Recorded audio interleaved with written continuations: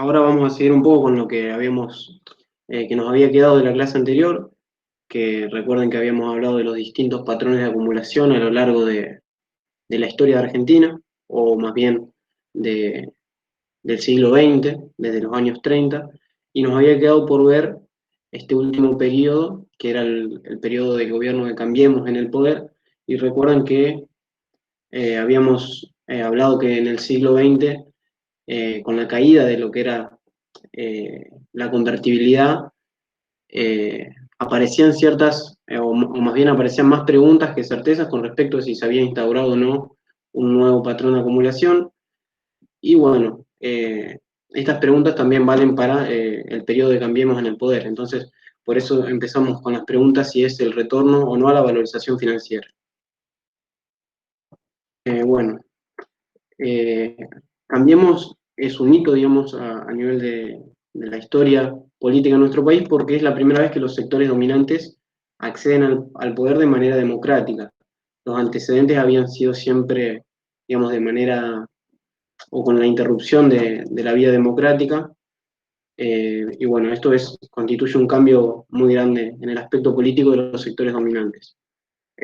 Bueno, ahí más o menos cómo está conformado el bloque de Cambiemos por, la, por el PRO, que era un partido de la Ciudad de Buenos Aires, del cual era el líder Macri, algunos sectores de la Unión Cívica Radical y la coalición cívica.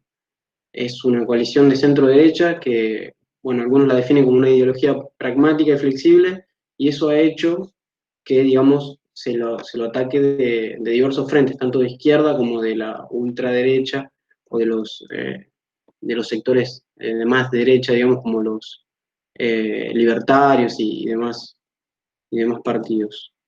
Bueno, si recuerdan, habíamos hecho referencia a distintas instancias analíticas, las cuales íbamos a poner énfasis para determinar si existía o no un patrón de acumulación en particular. Uno de ellos era el concepto de bloque en el poder. Una de sus características, una de las características del bloque del poder, era que implicaba una alianza entre distintas fracciones del capital que podían tener muchas veces intereses contrarios u opuestos, pero se aliaban de forma tal de acceder al control del Estado. No obstante eso, había una sola fracción que era la que iba a detentar la hegemonía y mediante la cual, digamos, iba a poder imponer sus intereses como los intereses de toda la clase dominante y de todas las demás clases. Para eso o para intentar caracterizar cuál era el bloque de poder de Cambiemos, podemos ver eh, la distribución de los funcionarios de acuerdo a su procedencia laboral, es decir, a qué se dedicaban los funcionarios antes de ingresar en el gobierno. Como podemos ver, eh, tenemos que el capital está ampliamente sobre representado en lo que era el gobierno de Cambiemos. Esto es una muestra, de todas formas no abarca a todos los funcionarios, pero dentro de la muestra podemos ver que el capital está representado directa e indirectamente en casi o un poquito más del 70%.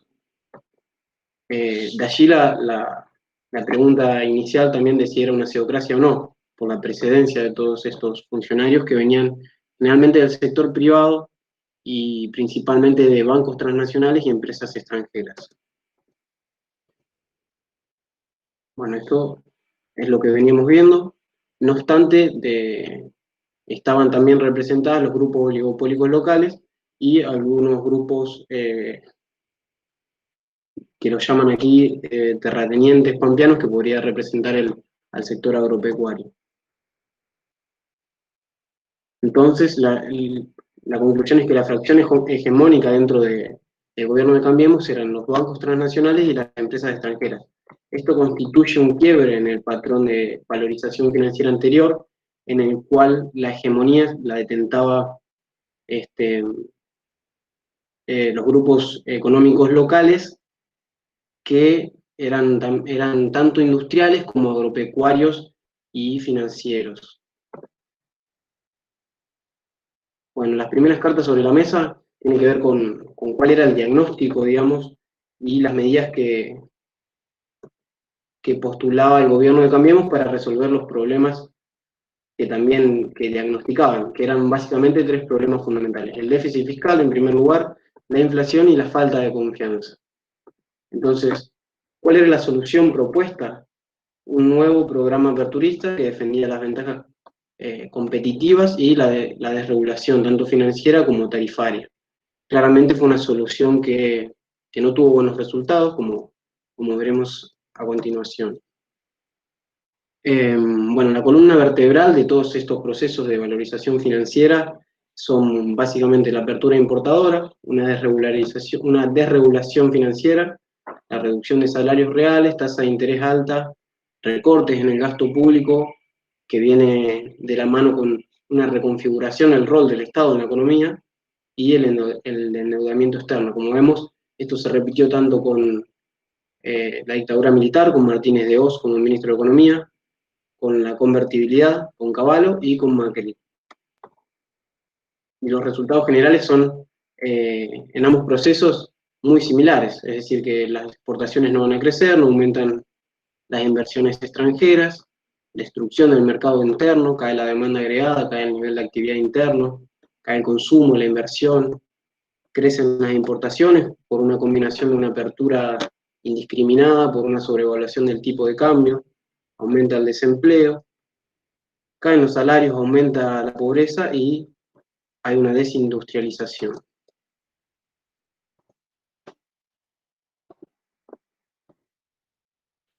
Algunas dinámicas del patrón, esto lo va a explicar Ain cuando comience su clase a las 7, así que lo dejamos, pero básicamente es la bicicleta financiera, después Ain con más detalle se va a encargar de explicarle bien.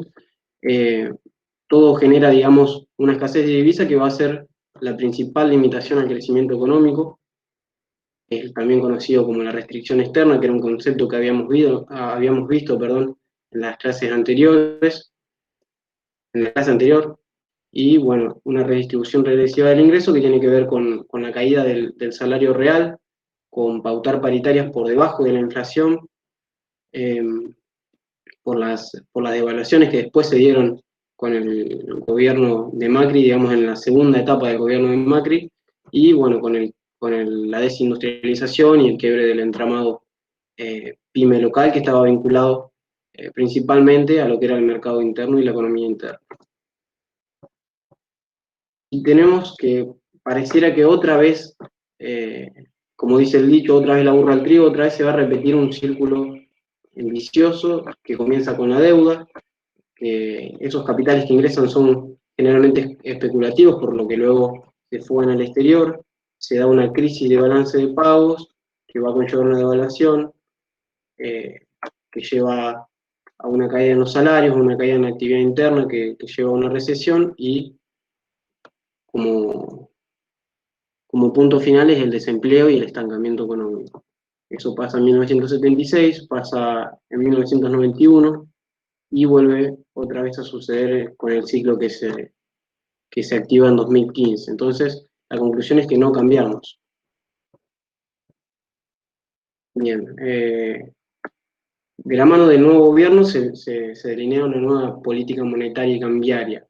Esto es muy claro porque viene acompañado de un cambio en el trasfondo teórico. Como ejemplo de ello, podemos tomar el discurso que da Federico Sturzenegger, que es el presidente del Banco Central inicial, ante la Academia Nacional de Ciencias Económicas en 2016, en el cual hace alusión a un personaje caricaturesco que es creado por otro economista ortodoxo como es Juan Carlos de Pablo, que se llama Julián Falacia. Julián Falacia es un personaje que, según de Pablo, entiende mal la economía y siempre hace que termine patas para arriba. Entonces Sturzenegger lo que hace es identificar a este personaje, Julián Falacia, con todos aquellos economistas que para ellos no entienden, que para él, para su juicio, no entienden la economía, y, digamos, llevan a cabo sus razonamientos en términos de equilibrio parcial, mientras que él, supuestamente o entendedor de la economía, lleva sus razonamientos en términos de equilibrio general. Entonces, dice, aquí un fragmento de su discurso: Entonces hace un ejercicio mental y dice, imaginemos que un precio se eleva, por ejemplo, el de las tarifas. Un ejemplo para nada oportuno, por cierto, porque luego aumentan las tarifas y la inflación, digamos, se eleva y cierra el 2016 con un 40% de inflación, pero no importa. Dice, imaginamos que el precio de las tarifas se eleva, pero por otro lado incorporamos el análisis de la restricción presupuestaria que enfrenta una familia, que se basa básicamente en que tienen cierto ingreso nominal que no cambian, en su ejemplo, porque en realidad sí cambió, de hecho lo disminuyeron constantemente a lo largo de todo su gobierno. Entonces dice, cuando un precio sube, es claro que la restricción presupuestaria implica que se puede gastar menos en los otros bienes y que el precio de los otros bienes debería bajar. Esto es claramente, si recuerdan lo que habíamos visto en la clase de las distintas teorías económicas, es claramente, digamos, la versión ortodoxa, neoclásica de la economía. Entonces dice, el resultado final es que los precios en promedio se mantienen constantes. Pero bueno, eh, digamos, eso fue al principio del gobierno y nos otorga hoy la posibilidad de contrastar, digamos, lo que era el diagnóstico con los resultados, ¿no? Pero, bueno, a partir de esa teoría se introducen esquemas de meta de inflación como política monetaria, cuyo objetivo principal va a ser la estabilidad de precios por sobre todos los otros objetivos, o sea, quedan por debajo de la estabilidad de precios objetivos tales como el desarrollo económico, tales como el incremento del producto o demás objetivos que aparecen en la Carta Orgánica del Banco Central. Y el instrumento preferente va a ser la tasa de interés, que ellos van a usar la tasa de interés de referencia de la política monetaria, que va a ser la de las LEVAX o la de los pases del Banco Central, y que la van a mantener eh, muy alta durante todo su gobierno o con el fin de estabilizar y luchar contra la inflación. Entonces, las características principales o los atributos de estos esquemas son que se fija una meta explícita de inflación para determinado periodo, es decir, fijamos cuál es nuestra inflación objetivo para el año 2017, para el año 2018, para el año 2019, y utilizamos todos los instrumentos que tenemos o todas las herramientas para cumplirlas. Otra de las características es la independencia del Banco Central respecto del Poder Ejecutivo Nacional o del Poder Político, para que no interfieran, digamos, en este objetivo último y principal que es el de la estabilidad de precios, la de la transparencia en sus operaciones y la de rendir cuentas. Básicamente, eh, realizar informes de política monetaria en la cual eh, dan cuenta de todo, de las herramientas que utilizan y de cómo las utilizan y de los resultados de sus políticas. Eh, Esto es claro o está claro también que el hecho de poner la estabilidad de precios por delante de todos los otros objetivos es un desprendimiento de una teoría monetarista, la cual sostiene que la estabilidad de precios es una condición suficiente y necesaria para encarar un proyecto de desarrollo económico. Y claramente nosotros sabemos que eso no es así. Y como vemos, el resultado. En negro está la inflación que se dio efectivamente, y las metas están en celeste puntuado. Como vemos, la inflación siempre estuvo por arriba de las metas. De hecho, cuando las metas son incumplidas el primer año y se ve complicado, digamos, el cumplimiento en el segundo, las flexibilizan, y de todas formas eso no alcanza porque la inflación, digamos, crece estrepitosamente. El 2018 cierra con un 47% de inflación y el 2019 con un 54% de inflación. Es decir, no se cumplió ninguna de las metas propuestas.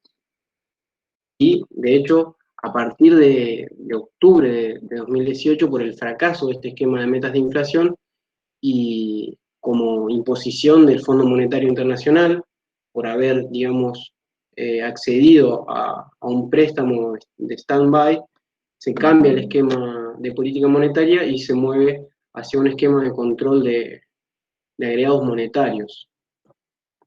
Aquí una foto de una conferencia muy famosa en la cual están Federico Sturzenegger a la derecha, que es el presidente, y en el medio está Lucas Liach, que es el vicepresidente. Entonces nos podemos imaginar, si tuviéramos la oportunidad de volver en el tiempo y, digamos, estar en esa conferencia, ¿qué es lo que le podríamos preguntar? A mí se me ocurre preguntarle quién de ustedes es Julián Palacia, ese personaje que no entiende la economía y que siempre la deja patas para arriba. Bueno, con el gobierno de Cambiemos también se inaugura un nuevo episodio de endeudamiento externo, y es posible gracias a las nuevas regulaciones que se dan en los primeros meses de gobierno, en la cual se desregula la apertura, perdón, que se da la desregulación y la apertura de la cuenta capital y financiera del balance de pago, en la cual se plantea o se propone una tasa de interés nacional mayor a la internacional para la entrada de capitales y para atacar la inflación, una política pro endeudamiento en la cual el Estado no solo toma deuda, sino que también incita a tomar deuda y propone tomar deuda como algo completamente saludable. También, digamos, se da un endeudamiento para resolver el problema con los fondos buitres que se venía, digamos, pateando desde hace muchos años, aquellos que no habían entrado en lo que había sido el periodo de la reestructuración de la deuda anterior, de la crisis del 2001. Entonces se le paga a ellos, se endeuda para pagarles y para poder seguir accediendo a nuevas deudas, que básicamente, o bien cabría preguntarse para qué era la deuda. Bueno, en un principio era básicamente para atender a lo que era el déficit fiscal, eh, porque se elegía la deuda ante el financiamiento mediante emisión monetaria y para nutrir de reservas al Banco Central y poder, digamos, mantener su plan económico funcionando. La dinámica del ciclo es, digamos, la que ya habíamos visto en la clase pasada, así que no vamos a detener mucho. Y lo prometido en Cambiemos es deuda y fuga. Ahí va a hablar un poco más en profundidad de la fuga, digamos, y del mecanismo de bicicleta financiera, pero vemos cómo la deuda se incrementa a partir de 2016 y en mayor medida la deuda en moneda extranjera, que es, digamos, lo más complicado luego de resolver. Vemos que en los primeros años de Macri el incremento de la deuda externa es mayor a aquel que se había dado con el gobierno de facto en 1976, o sea, es muy significativo el aumento de deuda externa durante el gobierno de Cambiemos.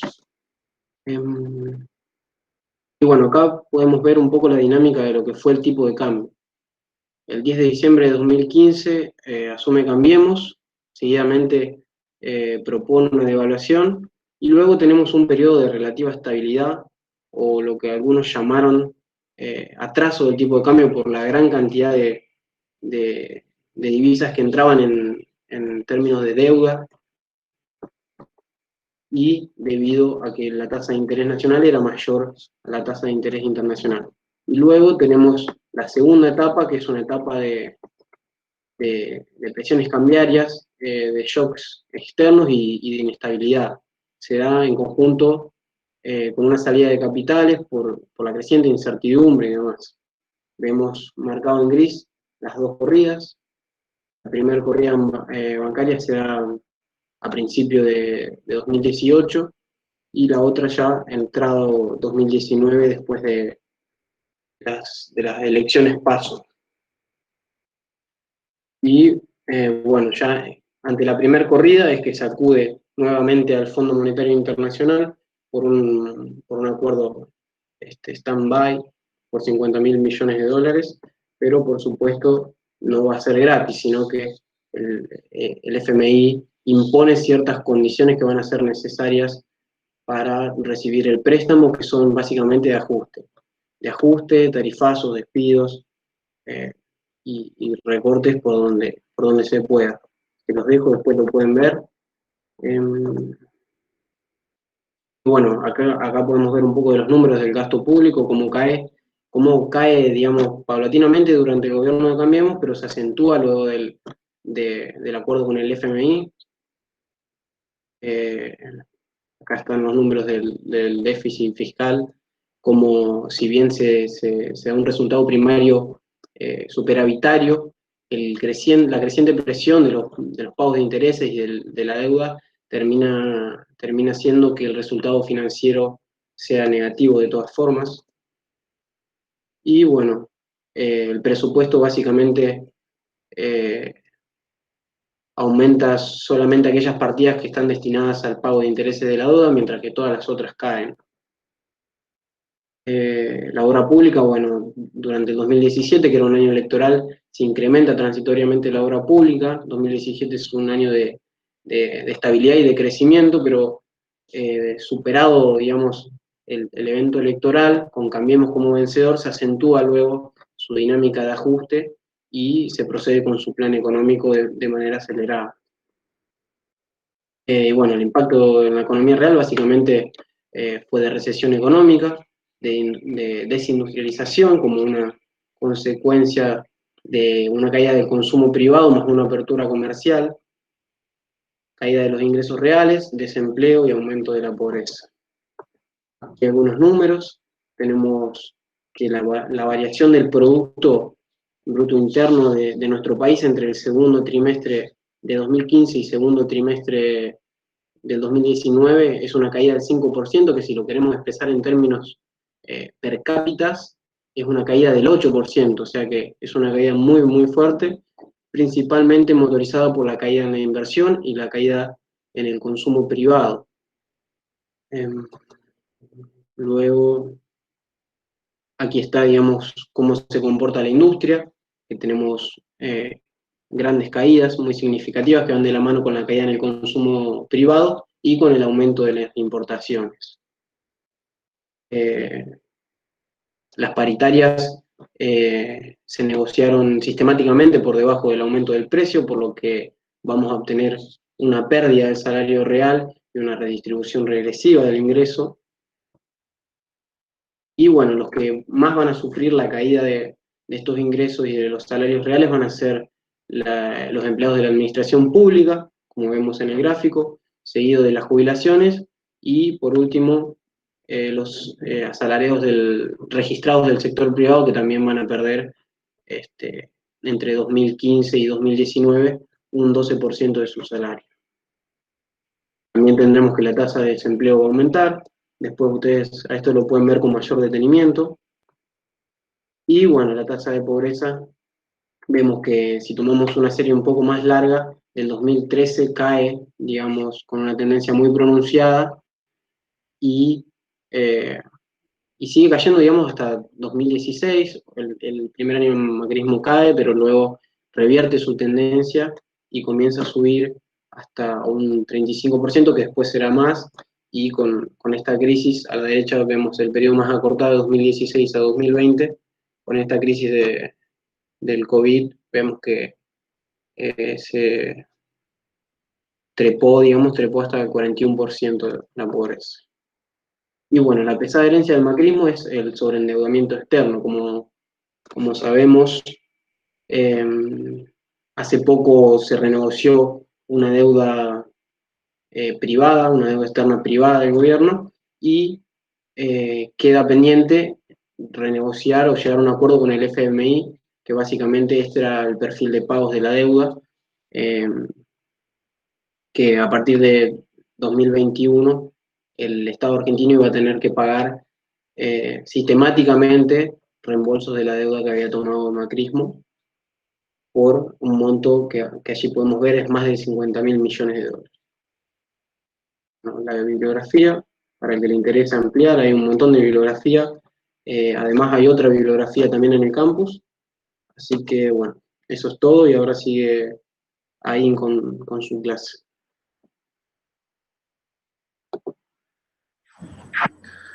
Bueno, gracias, Fran. 7 puntos. Yo no sé si te tomaste la hora o... Perdón si fue muy acelerado y si... No sé si cómo se tomó No sé si alguno tiene alguna pregunta. El suizo le dicen al pibe. Está bien. Si alguno tiene una pregunta, si fui súper rápido. Sí, fui súper rápido, de hecho, pero bueno, si alguno quedó con alguna pregunta, vuelvo a presentar y se los muestro o lo charlamos. No, pero quizás, Fran, ahora cuando yo vuelva a retomar valorización financiera, ahí vos podés interrumpirme y meter por ahí lo que te faltó. Si querés, interrumpime. Así no hablo. Dale. No. Vos me tendrías que haber interrumpido. No sabía la de falacia, no la tenía. Te juro que nunca la había leído. Sí, está buena. Es uno de los primeros discursos que da Sturzenegger ante la Academia de Ciencias, ¿viste? Uno de los primeros siendo presidente del banco. Y bueno, se mandó esa Ahora, que quedó para la historia. ahora es miembro de la Academia Nacional de Ciencias Económicas. Claro, sí, sigue siendo. El Club de los Dinosaurios. Si googlean, Ahí Iván pone que el único punto faltante es el argumento de la generación de shock de confianza. ¿De verdad? Sí, ni hablar. Habíamos, sí, que había planteado que uno de los principales diagnósticos de Cambiemos era la falta de confianza en el gobierno y que por eso no llegan las inversiones. Entonces, claro, ellos pensaban que desregulando la cuenta de capitales, sacando las regulaciones, liberando el tipo de cambio y demás políticas de ajuste iban a hacer que todos los inversores ahora vean con ojos, digamos, melosos a Argentina y iban a llover inversiones, cosa que claramente no sucedió y que fueron más bien capitales especulativos que vinieron y después ante el primer, digamos, tambaleo del gobierno, se retiraron. Sí, ahí para sumar algo, está la Luni. Para sumar algo ahí, Argentina tiene una estructura, una reforma financiera de la dictadura. Argentina nunca ha reformado su sistema financiero de 1977, que es la última reforma financiera fuerte estructural que la hizo José Martínez II, ministro de Economía de la dictadura, última dictadura cívico-militar. Y Argentina, si bien ha hecho cambios en su sistema financiero, cambios bastante profundos si se quiere, nunca modificó la ley de entidades financieras, que es esa ley de 1977, que permite en cierta parte que haya estos capitales golondrinas que vienen, juegan con la tasa de interés local y se retiran en un proceso de fuga. ¿Sí? Ahora lo vamos a retomar, pero bueno, es un dato anecdótico, no anecdótico, sino central para entender el sistema financiero argentino. Después estaba perdón, hago una segunda acotación, me pareció buenísima el resumen que hizo Francisco. Hay otro punto que quizás quedó medio solapado, que lo dijiste al comienzo, cuando comparas convertibilidad con Cambiemos, es cierto que quizás en resultados parece así a lejana vista equivalente. Pero el primero sí fue planificado por técnicos calificados con una ideología perfecta y técnicos muy buenos. Obviamente equivocados, ¿no? O sea, políticas equivocadas, pero desde el punto de vista técnico, llamémosle con una argumentación más o menos sólida. En cambio, en Cambiemos hay inconsistencias por donde lo buscan. Los mismos modelos que proponen tienen, o sea, son como retazos que van juntando, pero inconsistentes entre sí, si uno lo analizara desde el punto de vista teórico solamente. Que esa es la parte que siempre resultó más sorprendente.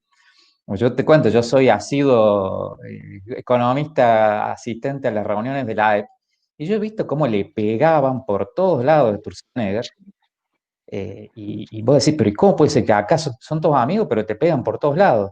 Y bueno, porque es un fantasma, ¿sí? O sea, políticamente es un fantasma, quizás académicamente sea respetable, pero como político fue absolutamente inconsistente. Y eso es algo muy característico de Cambiemos. No más por pensar lo tardío del ajuste. Si vos sos liberal y llegas al gobierno, lo primero que pensás es un ajuste. Bueno, no lo hicieron. Se compraron el gradualismo. ¿Para qué? Para comprar políticas, ¿sí? No porque tuviesen una consistencia teórica económica por detrás. Veo que lo que motorizó la gestión fueron otras cosas antes que la consistencia teórica e ideológica. Sí, está bueno el comentario también. El periodo ese 2017 también se vieron como objetivos en conflicto, digamos. Tuvieron ese problema sobrevaluación del tipo de cambio que iba en contra, por la entrada de capitales, que iba en contra de incrementar las exportaciones y de cerrar el déficit comercial. De hecho, las importaciones crecen un montón con el tipo de cambio sobrevaluado en 2017 y eso le genera después un montón de problemas en lo que va a ser el año 2018. Entonces, como ellos se digamos, generaron también un problema ante la propia entrada de capitales que ellos proponían. Ahí yo agregaría dos cosas, si se quiere más de contexto, si se quiere, aunque no sé si es contexto, digamos. Pero hay dos elementos. Uno que me parece que es interesante, digamos, como de alguna manera, comparando con los 90, digamos, el clima de época también era otro. Digamos, el neoliberalismo de Menem, digamos, de alguna manera de Menem y Cavallo, en los 90 tenía un consenso, incluso académico, digamos, mucho más fuerte que lo que tuvo en la época de Cambiemos. Digo, no es que los sectores populares hayan sido neoliberales, pero digo, en los 90 había más un aire que andaba dando vueltas por toda la región, mucha academia que empezaba a producir y que de alguna manera como se jugaba su puesta en práctica de la teoría. Digamos, me parece que cambiamos, yo creo en un punto que ya sabía que el esquema era este. No importaba que el paper no te lo avalara. Era el objetivo. Yo ahí creo, tengo una lectura más. El objetivo era ese, y bueno, en los 90 había literatura y como que no habían pasado tantas experiencias concretas, entonces uno puede decir, bueno, a lo mejor tiene razón este chico. Ya cuando vino Cambiemos no había ese consenso académico, pero digamos, siguieron para adelante. Y lo otro que me parece que es importante, digamos, por lo menos para tener presente, es que tanto el modelo de valorización financiera, digamos, en su inicio y su final, o sea, la dictadura y el menemismo, digamos, vinieron después de shocks económicos y sociales muy profundos, que eso les habilitó a poder hacer cambios drásticos sin prácticamente resistencia. Digo, pensemos, los cambios que hace la dictadura son con la represión en las calles, o sea, muy poca capacidad de resistencia en la calle, digamos, y el menemismo post-hiper del 89, donde el principal partido opositor, digamos, el anterior gobierno, explota. Digo, Alfonsín después recuperado políticamente como figura, pero en el 90, digamos, la imagen positiva debe haber sido cercana a cero, digo. Que eso fue distinto a la transición del kirchnerismo con Cambiemos.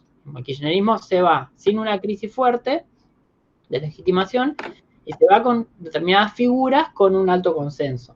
Digo, después podemos cuestionarlas también esas figuras, pero digo, no hay un shock que reacomode la sociedad de otra manera. Digamos. Incluso hubo una resistencia, digamos, inmediatamente, y el mismo kirchnerismo se rearticuló bajo la figura de Cristina y empezó una estrategia de, bueno, empezar a disputar la calle, trabajar con los sindicatos, una serie de elementos que no existieron, porque era imposible en el 76, y que no existían en los 90. Entonces, me parece que también a veces los contextos esos juegan. Es difícil decir, bueno, hasta dónde llegan, pero me parece que son elementos que hay que tener presente.